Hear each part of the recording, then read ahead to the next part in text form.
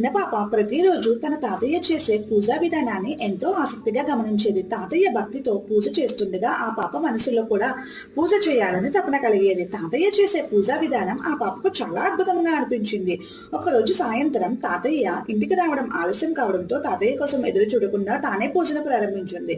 పూజా సామాగ్రిని దగ్గర పెట్టుకుని ఎంతో ప్రేమతో ప్రార్థన చేసింది. తాతయ్య ఇంటికి చేరుకుని చిన్నారి చేసే పూజను చూసి ఆశ్చర్యపోయాడు. ఆ చిన్నారి ప్రేమతో పద్ధతిగా దేవుని ప్రార్థించింది. దేవుడా, నా తాతయ్యని ఆరోగ్యంగా ఉంచు, మా అమ్మమ్మ మోకాల నొప్పిని తగ్గించు. ఎందుకంటే తాతయ్య అమ్మమ్మలకు ఏదైనా అయితే నాకు చాక్లెట్లు ఎవరు ఇస్తారు?